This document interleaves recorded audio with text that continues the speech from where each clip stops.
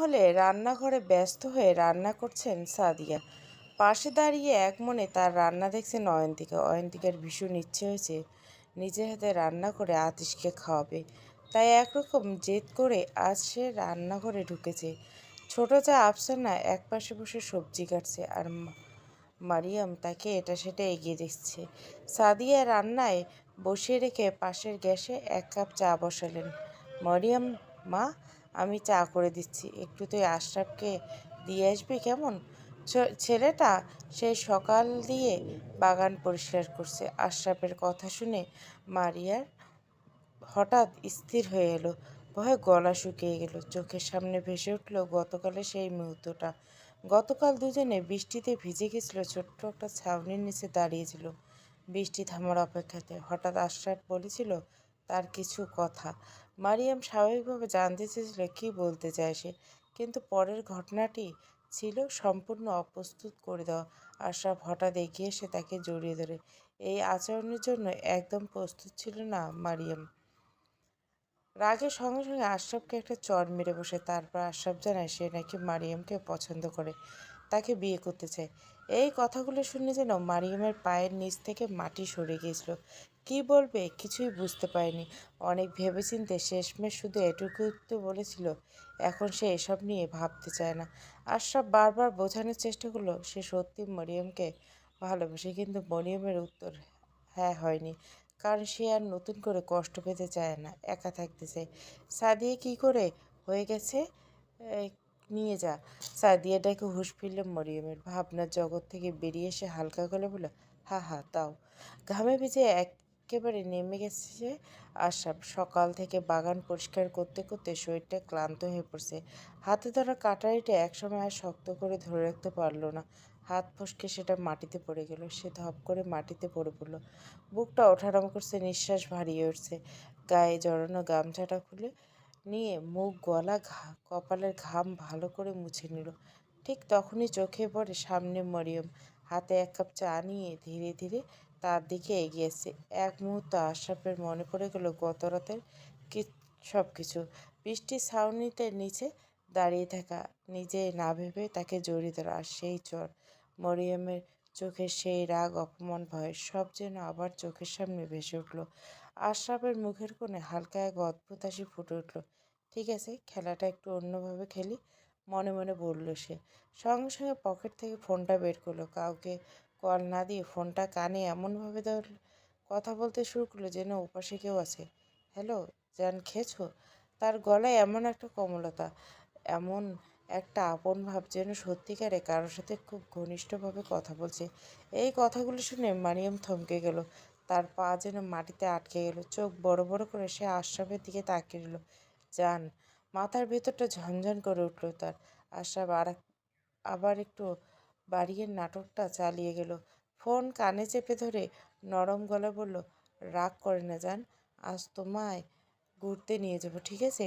মারিমার বুকের ভেতরটা হঠাৎ করে মোচড় দিয়ে উঠল। গতকাল এই মানুষটা তো তাকে বলেছিল সে তাকে ভালোবেসে তাকে বিয়ে করতে চায়, আর আজ আজ অন্য কাউকে জান বলে যাচ্ছে। তার মাথায় যেন আগুন জ্বলে উঠল। এতটা নীচ হতে পারে একটা মানুষ? মনে মনে রাগে ফুঁসতে লাগলো। আর আমি তাকে নিয়ে এত ভেবেছি, এত কষ্ট পেয়েছি। রাগে, অপমানে আর শরীর কাঁপতে লাগলো। সে একদম সোজা হেঁটে গিয়ে আশরাফের সামনে দাঁড়িয়ে গেল। আশরাফ তখন ফোনটা নিয়ে স্বাভাবিক বলে বলল, কিছু বলবে? এক মুহূর্তের জন্য তাদের চোখে চোখ পড়ল। মরিয়মের চোখে তখন জ্বলছে রাগ, কষ্ট, অদ্ভুত এক অভিমান। সে নিজেকে সামলানোর চেষ্টা করলো। চোখ বন্ধ করে বড় করে একটা নিঃশ্বাস নিল, যেন নিজের ভিতরে সব অনুভূতিকে জোর করে আটকে রাখতে চাইছে, যেন নিজেকে সামনে নিতে চাইছে আরেকবার। তারপর হঠাৎ করে সে চায়ের কাপটা নিয়ে পুরো চাটা আশরাফের সামনে মাটিতে ফেলে দিল, একটু জোরে। চা ছলকে মাটিতে ছড়িয়ে পড়ল। তারপর একটাও কথা বলল না। সোজা হয়ে দাঁড়িয়ে গটগট করে ভেতরের দিকে হাঁটা দিল। তার হাঁটার ভঙ্গি ছিল তীব্র রাগ, অভিমান আর নিজেকে শক্ত রাখার একরকম চেষ্টা। একবারের জন্য পেছনে ফিরে তাকালো না। আশরাফ চুপচাপ বসে রইল, তার চোখ মরিয়মের চলে যাওয়ার দিকে স্থির। সে খুব মন দিয়ে দেখল দ্রুত পায়ে হাঁটা আর সেই না ফিরে তাকানো জেদ। তারপর ধীরে ধীরে তার ঠোঁটের কোণে একটা দুষ্টু হাসি ফুটে উঠল। মরিয়মের কাণ্ড দেখে তার এই রাগ ভরা চলে যাওয়া দেখে, কারণ এই আচরণের ভেতরে সে খুঁজে পেল অন্য রকমের ইঙ্গিত, যেটা তাকে আরো বেশি ভাবতে বাধ্য করলো। আতিশ একটু কাজের জন্য বাইরে গেছিল। বাড়ি ফিরে সে সোজা নিজের রুমের দিকে যাচ্ছিল। অনেকক্ষণ হয়ে গেছে তার বউটাকে দেখেনি, আর না দেখার এই অস্বস্তিটা তার মনটা কেমন অস্থির হয়ে আছে। বুকের ভেতরটা অদ্ভুত এক টান কাজ করছে, যেন যত তাড়াতাড়ি সম্ভব অয়ন্তিকের কাছে পৌঁছাতে হবে। ঠিক তখনই সিঁড়ির উপর দাঁড়িয়ে থাকা মরিয়ম হঠাৎ চিৎকার করল, ভাই মিষ্টি আনো তাড়াতাড়ি, তুমি আব্বু হতে চলছে। আতিশ হঠাৎ করে স্তব্ধ হয়ে গেল। তার পা হড়কে যাচ্ছিল। কোনো মতে সিঁড়ির হাতল ধরে নিজেকে সামলে চোখ বড় বড় করে গেছে তার। কি সব বলছে সর্বনাশ! মনে মনে বিড়বিড় করে বলল, কালকেই বাসর করলাম, একদিনে আব্বু হয়ে গেলাম, এত পাওয়ার আমার! মনে বিরক্ত হয়ে বলে, কি বিড়বিড় করছো? আর আমি তোমার ভাই কি করে হলাম? আব্বু হবে শুনে নিশ্চয় ভুল বকছো। আতিশ রেগে গিয়ে সিঁড়ি দিয়ে উঠতে উঠতে বললো, কে তোকে বলছে আমি আব্বু হবো? রুমে আসো, ভাবি মাথা ঘুরে পড়ে আছে, সবাই তাই বলছে। আতিশ আর কিছু না বলে হন্তদন্ত হয়ে রুমের দিকে দৌড় দিল। মরিয়ম অবাক হয়ে তার পেছনে পেছনে যেতে লাগলো।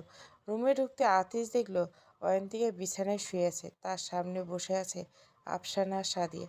আফসানা হাসতে হাসতে বলল, আমাদের আতিশ আব্বু হবে, কি খুশি! খুশি তো? তোমাদের কোথাও ভুল হয়েছে চাচিমা, ওর শরীর দুর্বল তাই এমন হয়েছে। অয়ন্তিকা লজ্জায় লাল হয়ে গেছে। সে যখন জ্ঞান হারানোর পর জ্ঞান ফিরে, তখন সাদিয়া তাকে জিজ্ঞাসা করলো এই মাসে তার পিরিয়ড হয়েছে কিনা। অয়ন্তিকা না বলতে সাদিয়া আর আফসানা খুশিতে বলে উঠল সে নাকি আম্মু হতে চলেছে। তারপর থেকে লজ্জায় লাল নীল হয়ে আছে অয়ন্তিকা। সাদিয়া উঠে দাঁড়িয়ে বলল, তুই এসব বুঝিস না, আমরা মেয়ে মানুষ, আমরা বুঝতে পারছি। আতিশ একটা বড় নিঃশ্বাস নিয়ে নিজেকে শান্ত গলায় তারপর ধীর করে বলল, তোমার ধারণা ভুল, আমি ডাক্তার দেখিয়ে প্রমাণ করে দিব। যাও এখন, আব্বু চাচু চলে আসতে তাদের খেতে দাও, আমারও খুব খিদে পেয়েছে। অয়ন্তিকার মুখটা ছোট হয়ে গেল। মনে মনে ভাবলো, তাহলে কি তার বেবি হবে না? সাদিয়ার আফসানা সঙ্গে সঙ্গে বেরিয়ে গেল। সত্যি দুপুর হয়ে গেছে, এখন খেতে দেওয়াটা জরুরি। মারিয়াম অয়ন্তিকাকে দিকে ইশারা করে টাটা দিয়ে বেরিয়ে গেল। দরজা বন্ধ হতে আতিশ ধীরে ধীরে অয়ন্তিকার দিকে এগিয়ে গেল। পাশে বসে তার মুখটা আলতো করে তুলে দিল, চারদিকে ভালো করে দেখে বলল, তোমার কোথাও লেগেছে নাকি? অয়ন্তিকা মুখ ফুলে বলল, ও ছাড়ুন, আম্মু বলছে আমি আম্মু হবো, আপনি কেন মানছেন না? আতিশ ভুরু কুচকে হালকা বিরক্ত হয়ে বলল, এই জন্য বলে বাচ্চা মেয়েদের বিয়ে করতে নেই, আবাল মহিলা! আমি তোমাকে আদর করছি কালকে, আর আজকে তোমার বাচ্চা হয়ে যাবে? অয়ন্তিকা সরলভাবে বলল, তো কী হয়েছে? আমি তো শুনেছি বিয়ে হলে বাচ্চা হয়। আমার এক বন্ধুর বিয়ে 1 বছরের মধ্যে বাচ্চা হয়েছিল। আতিশ ফে ফস করে একটা নিঃশ্বাস ফেলল। তারপর অয়ন্তিকার হাত টেনে নিজের কোলের উপর বসিয়ে রাখল। তার শক্ত 2 হাত কামিজের উপর অয়ন্তিকার পেটে চলে গেল। বিয়ে করলে বাচ্চা হয় না। কালকে যেভাবে তো তোমাকে যেভাবে আদর করছি, সেভাবে অনেকবার আদর করতে হয়, তারপর বাচ্চা হয়। আজকে আরেকবার আদর করে, তাহলে বাচ্চা তাড়াতাড়ি হবে। অয়ন্তিকার চোখ বড় বড় হয়ে গেল আতিশের হাত থেকে। বলল, বিশ্বাস করুন, আমার সারা শরীর ব্যথা, আজ না প্লিজ, এখন আমার এখন বেবি লাগবে না। আতিশ মুচকে এসে অয়ন্তিকার গলায় মুখ ঘষে বলল, তুমি নিজেই তো বাচ্চা, আগে তোমাকে মানুষ করি, তারপর বেবির কথা ভাবা যাবে কেমন? রাত 12টা 30। রুমের দরজা ধীরে ধীরে খুলে ভেতরে ঢুকলো সাদাব। ঢুকে সে অভ্যাসগত চারপাশে চোখ বুলিয়ে নিল, বিছানা সোফা টেবিল সব জায়গায়। না, পুরো ঘরে কোথাও তিন্নি নেই। অদ্ভুত, এত রাতে মেয়েটাই কোথায় গেল? এই সময় তো তার রুমে থাকার কথা। হাতে থাকা পকেট থেকে সামনে টেবিলটা রেখে দিল। কিছুটা কৌতূহল, কিছুটা অস্বস্তি নিয়ে ধীরে ধীরে ব্যালকনির দিকে এগিয়ে গেল। আর ঠিক যেমনটা ভেবেছিল তেমনই।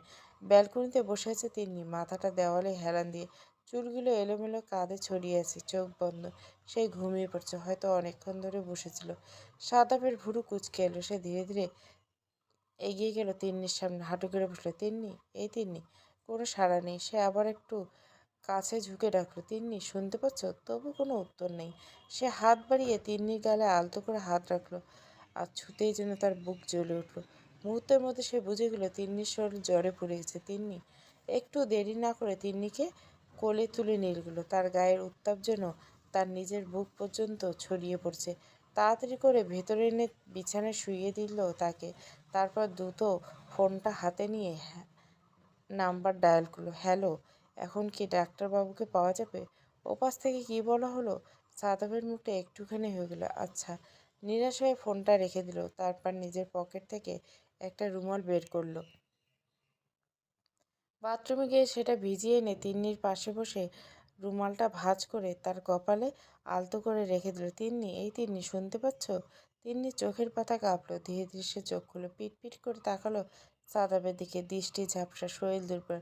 সাদাব নরম গলা বলে, এত রাতে ব্যালকনিতে বসেছিলি কেন? তিন্নি ফিসফিস করে উত্তর দিল, আপনার জন্য। এই কথাটা শুনে সাদাবের থমকে গেল। এক মুহূর্তের জন্য যেন সময় থেমে গেছে। আমার জন্য? যে নিজেই মনে মনে বলল, মেয়েটা আমার জন্য অপেক্ষা করছিল। তারপর একটু জোরে বলল, হঠাৎ আমার জন্য অপেক্ষা করার কারণ? তিনি ধীরে ধীরে উঠে বসলো। শরীরটা কাঁপছে, তবু নিজেকে সামলে নিয়ে বলল, আসলে আব্বু বলল আজ আপনার জন্মদিন, তাই আপনার জন্য রান্না করছিলাম। আবারও অবাক হলো সাদাব। সে হালকা হাসি ফিসফিস করে বলল, আমাকে বশ করতে চাও? পারবে না। এই বলে সে উঠে দাঁড়িয়ে যেতে নিল। ঠিক তখনই তিন্নি তার হাত চেপে ধরল। তার স্পষ্টটা কাঁপছিল। একটা কথার উত্তর দিবেন সাদাব? সাদাব থেমে গিয়ে তাকালো। কি? তিনি কষ্ট ভরা গলায় বলল, আমি যদি আপনার জীবন থেকে হারিয়ে যাই, আপনার কি একটু খারাপ লাগবে না? সাবদাদেবের বুকটা হঠাৎ করে ধক করে উঠল। সে চোখ বন্ধ করে নিল এক মুহূর্তের জন্য। তারপর নিজেকে শক্ত করে জোর করে বলল, না, আমার খারাপ লাগবে না। এই কথাটা বলার পর তার বুকের ভেতরটা অদ্ভুত ভারী হয়ে উঠল। তিন্নি ধীরে ধীরে তার হাত ছেড়ে দিল। সাদা এবার অনেকক্ষণ তার দিকে তাকালো, ভালো করে, অনেকক্ষণ। মেয়েটা আগের থেকে মতো নেই। চোখ মুখ শুকিয়ে গেছে, গাল বসে গেছে। আগে সে হাসি মুখে ঝলঝলে তিন্নিটা যেন কোথাও হারিয়ে গেছে। সে লক্ষ্য করলো তিন্নি এখন খুবই কম ঘর থেকে বেরোয়। মারিয়া আর অন্তিকা মাঝে মধ্যে ডাকতেছে, কিন্তু তিনি যান না। চুপচাপ বসে থাকে, যেন নিজের ভিতরে বন্দি হয়েছে। সাদাবের ভাবনার মাঝে তিনি জোর গলায় বলে উঠল, বেশ, আমি আপনাকে ডিভোর্স দেবো। আজকেই মুক্তি দিলাম আপনাকে, ভালো থাকবেন। এই বলে সে বিছানা থেকে নামতে গেল, কিন্তু সাদাব সঙ্গে সঙ্গে তার হাতটা টেনে ধরল। আবার তাকে বিছানায় চেপে বসে বলে, কোথায় যাবে? তিন্নি কাঁপা গলা বলে, যেখানে খুশি, কিন্তু আপনার বউ হওয়ার অভিনয় আমি আর করতে পারবো না। তার চোখ দিয়ে টপ টপ করে পানি পড়তে লাগলো। কি ভাবছেন আপনি? আমি কি মানুষ না? আমার কি ইচ্ছের দাম নেই? আমার বর আমাকে ভালোবাসবে। তার গলা ভেঙে যাচ্ছিল। আমারও একটা সংসার হবে, আমিও একটু সুখী থাকবো। আমি ক্লান্ত, ভীষণ ক্লান্ত। আমাকে মুক্তি দিন। অঝরে কাঁদতে লাগলো তিন্নি। তার নিঃশ্বাস যেন আটকে আসছে। সাদা স্থির হয়ে তার কান্না দেখলো। তারপর খুব ধীরে, খুব নরম গলে বলল, এই সব কিছু যদি আমি তোমাকে দেই? তিনি থেমে গেল। এক মুহূর্তের জন্য সে নিজের কানকে বিশ্বাস করতে পারল না। অবাক হয়ে তাকালো সাদাবের দিকে। সাদাব ধীরে ধীরে উঠে টেবিলের দিকে গেল। সেখানে রাখা পকেটটা খুলে এসে আবার তিন্নির সামনে বসে পড়ল। প্যাকেট খুলে একটা জুঁই ফুলের মালা বের করলো। তারপর খুব যত্ন সহকারে তিন্নির বেনুনিতে সেটা জড়িয়ে দিল। তিন্নি নিঃশ্বাসে তাকিয়ে রইল। তার চোখ মুখ বিস্ময়, অবিশ্বাস, এক চিলতে আশার ভালোবাসা। সাদা বাবার পকেট থেকে একটা ছোট্ট বাক্স বের করলো।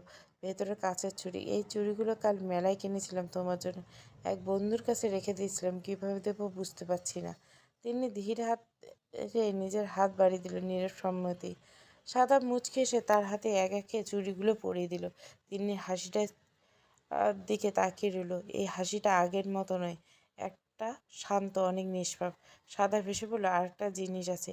সে নিচে বসে পড়ল। তিনি পা নিজের হাঁটুর উপর তুলে নিয়ে খুব সাবধানে একজোড়া নূপুর পরিয়ে দিল। তারপর উঠে দাঁড়িয়ে কিছুটা গম্ভীর গলা বলল, আমি নিজের সবটুকু দিয়ে তোমাকে ভালো রাখার চেষ্টা করবো তিন্নি, কিন্তু তুমি কি আমায় মেনে নিতে পারবে? আমি অনেক মেয়ের সাথে ফ্লার্ট করছি, কথা বলছি, ডেটে গেছি, কিন্তু এটা গ্যারান্টি দিতে বলতে পারি আমি কারোর সাথে শারীরিক জড়াইনি। আমি নিজেকে বদলে নিব। তুমি পারবে এই ব্যর্থ পুরুষটিকে নিজের জীবনসঙ্গী বানাতে? তিনি আবারও ফুঁপিয়ে কেঁদে ওঠে। সারদা অবাক হয়ে তাড়াতাড়ি আবার তার কাছে গিয়ে বলল, আবার কাঁদছো কেন? তিনি হঠাৎ তাকে জড়িয়ে ধরল। তার মুখ লুকিয়ে বলল, আমি আপনাকে নিজের সবটুকু দিয়ে মেনে নেব। শুধু আমার জায়গায় আর কোনো নারীকে দেবেন না, দয়া করে। সাদা ভেসে তার মুখটা তুলে ধরে বলল, বেশ, তাই হবে। শুধু তোমাকে এভাবে রোজ কাঁদতে হবে। কাঁদলে তোমাকে খুব সুন্দর লাগে। মির্জা মহলের বাগানে অনেকজন নিয়ে মিটিং বসেছিল আতিশ। মিটিং শেষ হতে ধীরে ধীরে উঠে দাঁড়ায়। তার বাগানের শাকগুলোটা একে একে উঠে যাচ্ছে, যে যার কাজে ব্যস্ত হয়ে পড়ছে। ঠিক তখনই আশরাফ চুপ করে এগিয়ে এসে আতিশের পাশে। আতিশ পকেট থেকে একটা সিগারেট বের করে জ্বালায়। ধোঁয়া ছেড়ে আরামে আবার বসে পড়ে। শান্ত কিন্তু ভারী করে বলে, কিরে, কিছু বলবি? আশরাফ একটু চমকে ওঠে। হ্যাঁ হ্যাঁ, একটা কথা ছিল, ভাবছিলাম তুই রাগ করবি কি না। আতিশ ধোয়া ছেড়ে নির্বিকার করে বলে, রাগ করা হলে অবশ্যই রাগ করবো। আশরাফ একটা লম্বা নিঃশ্বাস ফেলে বলে, তারপর আতিশের পাশে চেয়ারে বসে হালকা করে আতিশের হাত চেপে ধরে, শোন ভাই, আমি বিয়ে করতে চাই। আতিশ ভুরু কুচকে বলে, মেয়ে কোথায় থাকে, কী নাম, কবে করবি? এগুলো প্রশ্ন একসাথে শুনে আশরাফ একটু গুলিয়ে যায়, তবু সাহস জোগাড় করলো, আমি মরিয়মকে বিয়ে করতে চাই। কথাটা শেষ হতে ঝড়ের মতো একটা ঘুষি এসে পড়ে আশরাফের নাকে। সে ছিটকে পড়ে মাটিতে। আতিশ সিগারেট ফেলে দিয়ে তারপর ঝটকা মেরে আশরাফের কলার ধরে টেনে তুলে, চোখ দুটো লাল, গলায় রাগ জমে। তোর সাহস কম না আমার বোনের দিকে নজর দিস? আশরাফ কাঁপা গলে বলে, ভাই বিশ্বাস কর, আমি এটা চাইনি। আমি কখন যে ওকে ভালোবেসে ফেলেছি আমি নিজেই বুঝতে পারিনি। কথাগুলো শেষ করার সুযোগও পায় না। আতিশের হাতে আর একটা ভয়ঙ্কর ঘুষি এসে তার মুখে। আশরাফ মাথা একপাশ ঘুরে যায়, তার শরীরে ভারসাম্য হারিয়ে উল্টে গিয়ে মাটিতে আছড়ে পড়ে। মুখের কোণ দিয়ে রক্ত গড়িয়ে পড়ছে। উপরে ছাদের রেলিং ধরে দাঁড়িয়েছিল মরিয়ম, অয়ন্তিকা আর তিন্নি। তারা প্রথমে বুঝতে পারেনি নিচে গিয়েছে, কিন্তু যখন পরিষ্কার দেখতে পেল আশরাফ নির্মমভাবে মারা হচ্ছে, তিনজনের বুকটা কেঁপে ওঠে একসাথে। তিন্নি ফিসফিস করে বলে, ওইটাই তো আশরাফ ভাই। মারিয়মের মুখ ফ্যাকাশে হয়ে যায়, তার হাত পা কাঁপতে থাকে।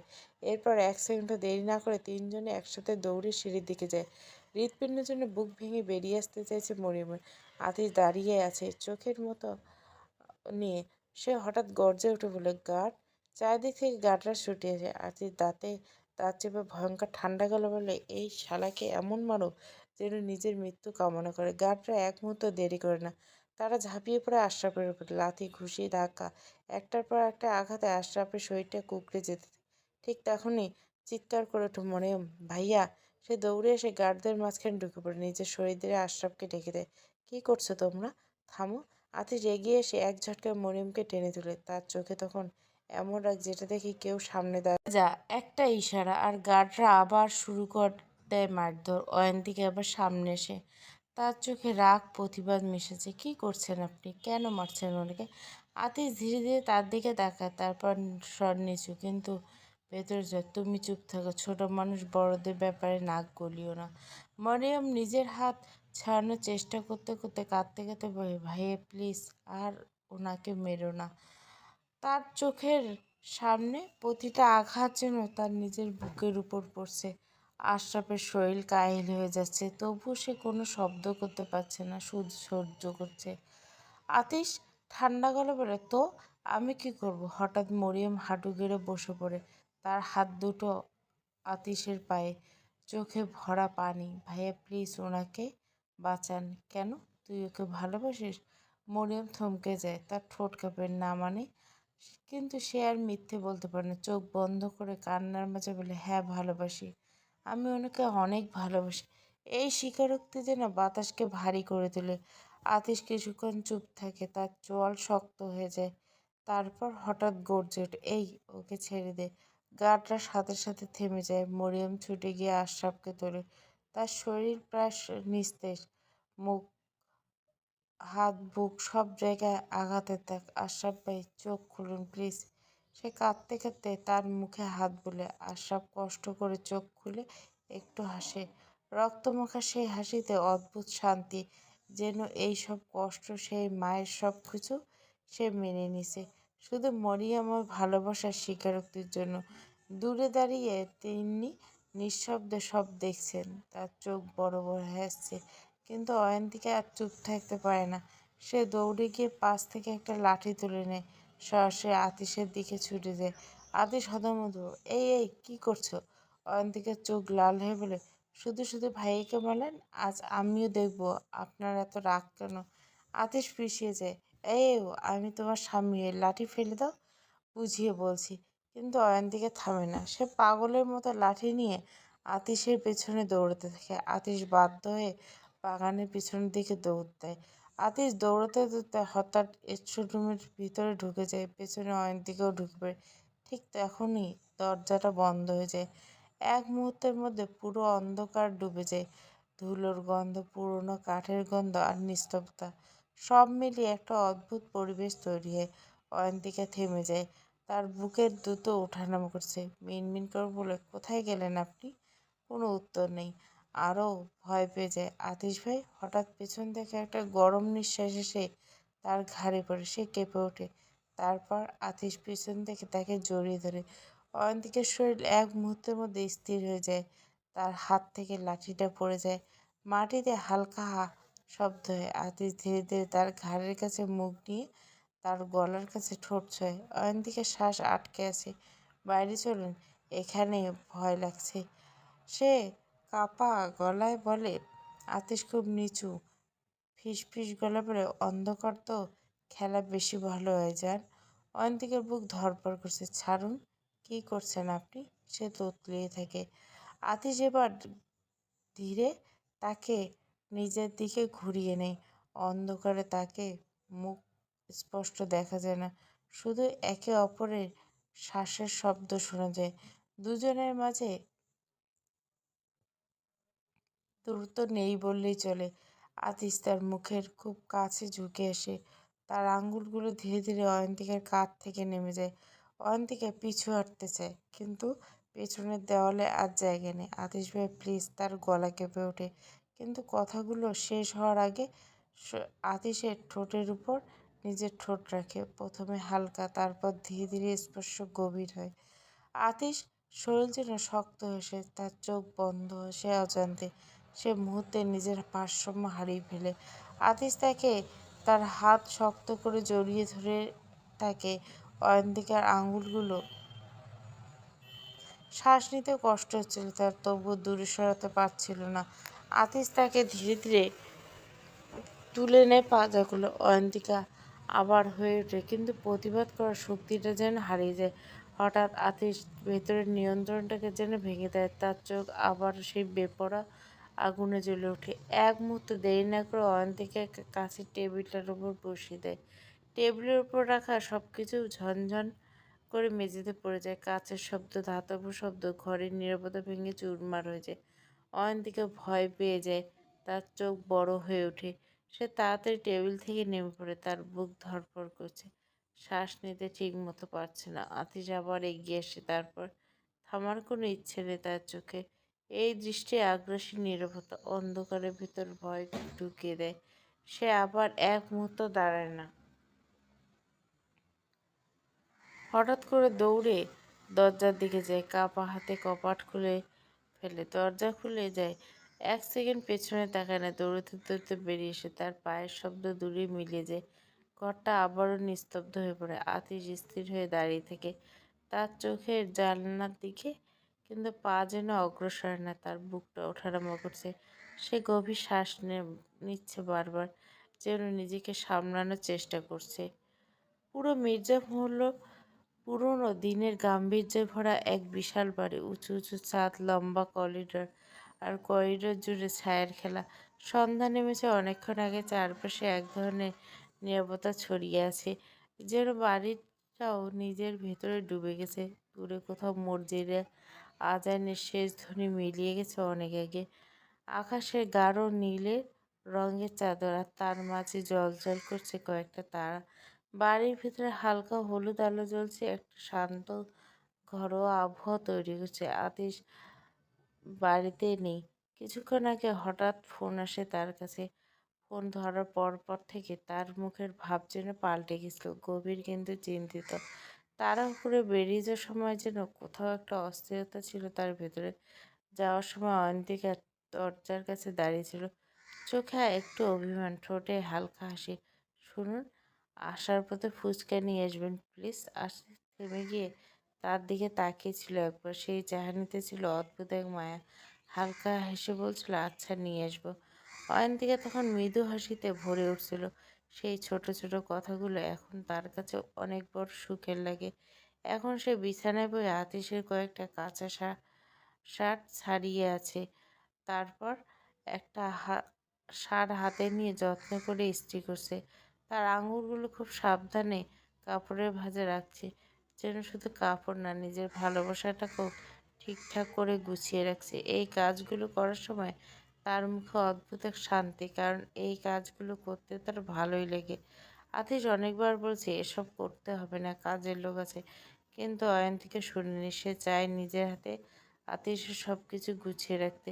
এই ছোট ছোট কাজের মাঝে সে খুঁজে পায় নিজের একটা জায়গা, নিজের একটা সম্পর্কে একটা পরিচয়। তার মনে হয় সে এখন নিজেকে এইবারই বউ হিসেবে মেনেছে। বউ, এই শব্দটার মধ্যে আছে আলাদা উষ্ণতা, একটা অধিকার। আর সেই অধিকার অনুভব করলে তার বুকের ভেতরটা নরম হয়ে আসে।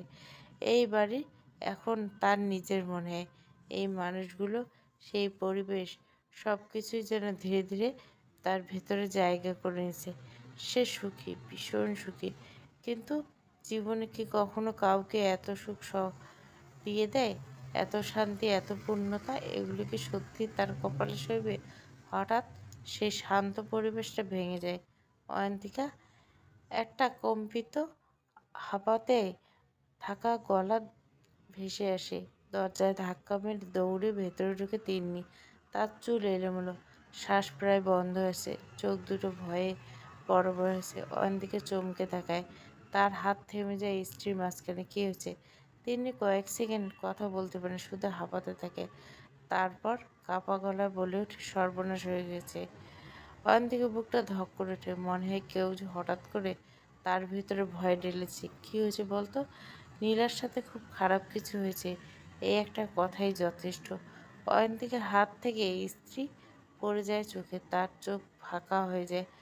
মনে হয় চারপাশের সব শব্দ থেমে গেছে। পায়ের নিচে যেন মাটি নেই, সব কিছু দূরে দুলে উঠছে। সে ধপ করে বসে পড়ে বিছানায়। মাথার উপর শুধু একটাই শব্দ ঘুরছে, নীলা। তিন্নিকে ছুটে এসে তার কাঁধে হাত ঝাঁকাতে, কিরে কি ভাবছিস? এখন ভেঙে পড়লে হবে না। অয়ন্তিকা কোনো উত্তর দেয় না। সে বাস্তবতা নেই, সব কিছু থেকে ভিন্ন হয়ে গেছে। তিন্নি আবারও জোরে বলে, শোন, তাড়াতাড়ি চল, ওই বাড়ি যেতে হবে। এবার একটু হুঁশ ফিরে এসে অয়ন্তিকা, সে ধীরে ধীরে উঠে দাঁড়ায়। তার চোখে এখনো শূন্যতা, মুখে কোনো রং নেই। কিছু না ভেবে দরজার দিকে এগিয়ে যায়। ওড়নাটা নেয় না, চুল এলোমেলো থাকে। সে কিছু খেয়াল করে না, শুধু একটা ওড়না, একটা ভয়, একটা অজানা আশঙ্কা তাকে ঠেলে নিয়ে যাচ্ছে সামনে। দরজা থেকে প্রায় দৌড়ে বেরিয়ে এসেছে। তিন্নির কয়েক সেকেন্ড থমকে দাঁড়িয়ে থাকে। তারপর হঠাৎ খেয়াল হয় ওড়না। সে তাড়াতাড়ি বিছানা থেকে অয়ন্তিকার ওড়নাটা তুলে নেয়। তারপর দ্রুত পা চালিয়ে অয়ন্তিকার পেছনে দাঁড়ায়। মৃদুল রহমান মাটির ঘরটা আজ যেন এক অদ্ভুত নিস্তব্ধতায় ডুবে আছে।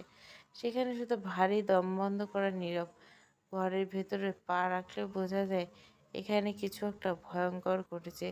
জিনিসপত্র সব এলোমেলো, সব ছড়িয়ে ছিটিয়ে। আলনার কাপড়গুলো টেনে ফেলা হয়েছে। মনে হচ্ছে কেউ হিংস্রভাবে সব কিছু তছনছ করছে। বাইরে কয়েকজন মানুষ দাঁড়িয়েছে, কেউ চাপা গলায় ফিসফিস করছে, কেউ আবার কৌতূহলী চোখে ভেতরে উঁকি দেওয়ার চেষ্টা করছে, যেন কোনো সিনেমার দৃশ্য চলছে সামনে। আর তারা দর্শক। বাঙালি ফ্রি জিনিস পেলে তো কেউ ছাড়ে না, এই কথাটা যেন জীবন্ত প্রমাণ হয়ে দাঁড়িয়েছে। সাদা ভুরু দ্রুত পায়ে তিন্নি আর অয়ন্তিকাকে নিয়ে বাড়ির সামনে এসে। অয়ন্তিকার বুক তখন থেকে ধুকপুকানি করছে। কেন জানি এই অজানা ভয়টা তার বুক চেপে ধরছে। সে আর এক মুহূর্ত দাঁড়ায় না, প্রায় দৌড়ে ভেতরে ঢুকে পড়ে। সে ঢুকতে তার চোখ যায় এক কোণে। তার আব্বু